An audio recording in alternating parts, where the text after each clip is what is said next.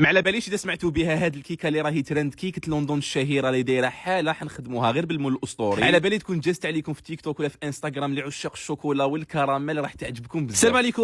وشحال تجي خفيفه بواحد البسكوي يجي مشرب سهله مهله وبنتها كي العاده الهبال تاع الدنيا. الحاجه الاولى اللي نديروها نبداو بالبسكوي في ريسيبيون، ندير زوج حبات تاع البيض مع 100 غرام سكر بني و100 غرام سكر ابيض، قرصه تاع الملح ومغرف صغيره تاع لافاني تاعي فاني ديال البيغانو. وكما قلت لكم البني تقدروا تستغناو عليه السكر البني وتعوضوه بالابيض. طلع كلش بالباتور ونجي ندير 120 غرام تاع الزيت، 180 غرام تاع الحليب، المقادير كامل بالغراماج مكتوبين تحت الفيديو. ونروح نجيب الكاكاو تاعي اللي كنت خرجته لكم من قبل، راح نوزن منه 70 غرام وندير 5 غرام تاع كاكاو يكون اسود. بهذه الطريقه نجي نغربل الكاكاو هكذا ونجي ندير مع 5 غرام تاع خميره الحلوى و5 غرام تاع بيكربونات، ما تستغناوش عليهم. كيما شفتوا نخلط غير بالفوي. بعدها نروح نجيب الفرينه نديرها على زوج دفعات. الوزن تاع الفرينه اون جينيرال كامل درت 125 غرام. بعد ما نخلط كلش ونخلط النواشف نروح نجيب 120 غرام تاع الماء اللي كنت سخنته مليح وضفته للخليط تاعي وخلطت كلش. نروح نجيب القوالب تاعي، استخدمت هذوما تاع المول الاسطوري اللي جو صغار، وهذا الخليط كنخرج لي 3 تاع القوالب مع طيبت زوج الاولين، ابخي طيبت واحد. لا كاناج اللي خدمتها درت 300 غرام تاع الشوكولا مزيج بين الاولي والنوار. وفي كاسرونه كنت درت 300 غرام تاع لا كريم ليكيد 35% ماده دسمه، درتها تسخن مليح، ضفتها لهذيك الشوكولا